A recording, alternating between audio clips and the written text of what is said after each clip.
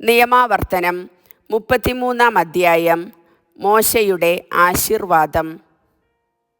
ദൈവപുരുഷനായ മോശ തൻ്റെ മരണത്തിനു മുൻപ് ഇസ്രായേൽ ജനത്തിന് നൽകിയ അനുഗ്രഹമാണിത്. അവൻ പറഞ്ഞു, കർത്താവ് സീനായിൽ നിന്ന് വന്നു, നമുക്കായി സെയറിൽ നിന്ന് ഉദിച്ച് പാരാൻ പർവ്വതത്തിൽ നിന്ന് പ്രകാശിച്ചു. വിശുദ്ധരുടെ 10,000-ങ്ങളോടൊത്ത് വന്നു, നമുക്കായി അവിടുത്തെ വലത്തുഭാഗത്ത് നിന്ന് ജ്വലിക്കുന്ന നിയമം പുറപ്പെട്ടു. അവിടുന്ന് തൻ്റെ ജനത്തെ സ്നേഹിച്ചു. തൻ്റെ വിശുദ്ധരെല്ലാവരും അവിടുത്തെ കരങ്ങളിലായിരുന്നു. അവിടുത്തെ പാദാന്തികത്തിൽ ഇരുന്ന് അവിടുത്തെ വചനം അവർ ശ്രവിച്ചു. മോശ നമുക്ക് നിയമം നൽകി. യാക്കോബിന് പിതൃസ്വത്താണത്.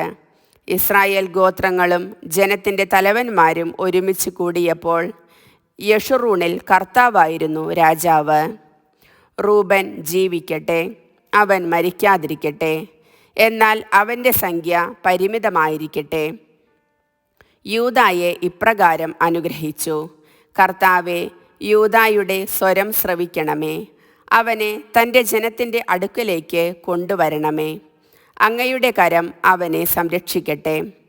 അവൻ്റെ ശത്രുക്കൾക്കെതിരെ അങ്ങ് അവന് തുണയായിരിക്കണമേ. ലേവിയെക്കുറിച്ച് അവൻ പറഞ്ഞു, അങ്ങയുടെ തുമ്മീമും ഉറീമും അങ്ങയുടെ വിശ്വസ്തനു നൽകണമേ. അവനെയാണ് അങ്ങ് മാസായിൽ വെച്ച് പരീക്ഷിച്ചത്. അവനുമായാണ് മെരീബ ജലാശയത്തിങ്കൽ വെച്ച് അങ്ങ് ഏറ്റുമുട്ടിയത്. നിങ്ങളെ ഞാൻ അറിയില്ലെന്ന് അവൻ തൻ്റെ മാതാപിതാക്കന്മാരോട് പറഞ്ഞു. സഹോദരരെ അവൻ അംഗീകരിച്ചില്ല, സ്വന്തം മക്കളെ സ്വീകരിച്ചുമില്ല. അവർ അവിടുത്തെ വാക്കുകളനുസരിച്ച് അവിടുത്തെ ഉടമ്പടി പാലിച്ചു.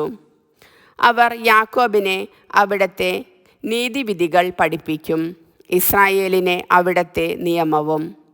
അവർ അവിടുത്തെ സന്നിധിയിൽ ധൂപം അർപ്പിക്കും, അവിടുത്തെ ബലിപീഠത്തിന്മേൽ ദഹനബലികളും. കർത്താവെ, അവനെ അനുഗ്രഹിച്ച് സമ്പന്നനാക്കണമേ, പ്രയത്നങ്ങളെ ആശീർവദിക്കണമേ. അവൻ്റെ ശത്രുവിൻ്റെയും അവനെ വെറുക്കുന്നവൻ്റെയും നടുവൊടിക്കണമേ.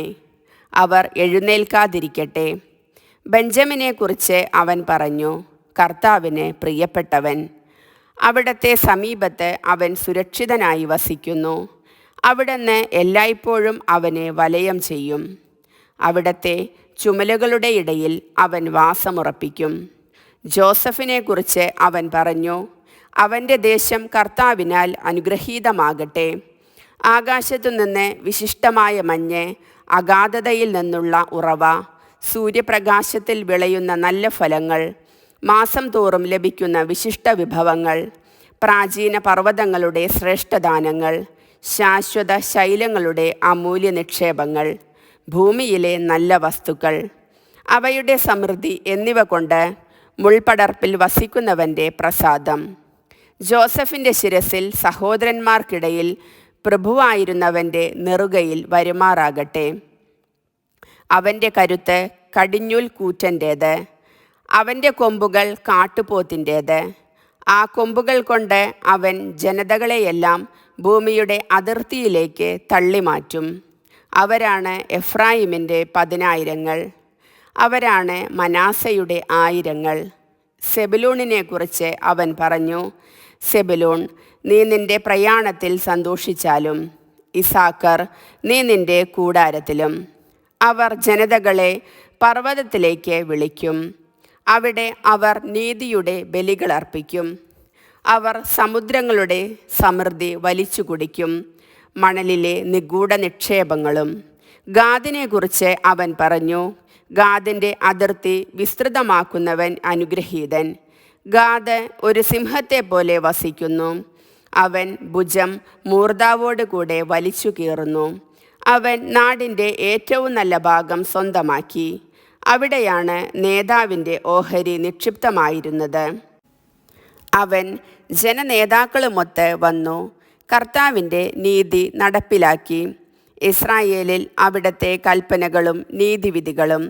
ദാനിനെക്കുറിച്ച് അവൻ പറഞ്ഞു, ദാൻ ഒരു സിംഹക്കുട്ടിയാണ്, അവൻ ബാഷാനിൽ നിന്ന് കുതിച്ചു ചാടുന്നു.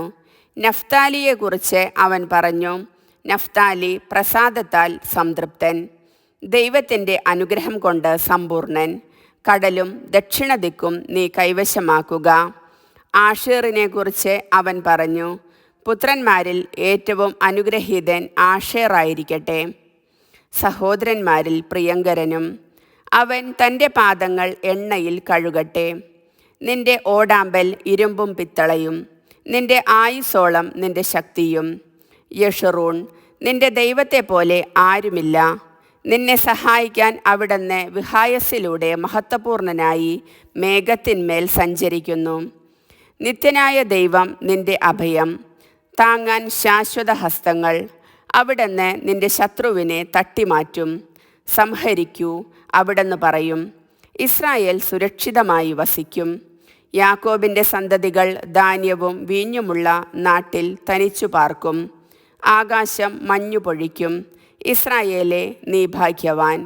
നിന്നെ സഹായിക്കുന്ന പരിചയും നിന്നെ മഹത്വമണിയിക്കുന്ന വാളും ആയ കർത്താവിനാൽ രക്ഷിക്കപ്പെട്ട നിന്നെപ്പോലെ മറ്റേതു ജനമാണുള്ളത്? ശത്രുക്കൾ നിന്നെ വഞ്ചിക്കാൻ ശ്രമിക്കും, എന്നാൽ നീ അവരുടെ ഉന്നത സ്ഥലങ്ങൾ ചവിട്ടിമെതിക്കും. കർത്താവിൻ്റെ വചനം.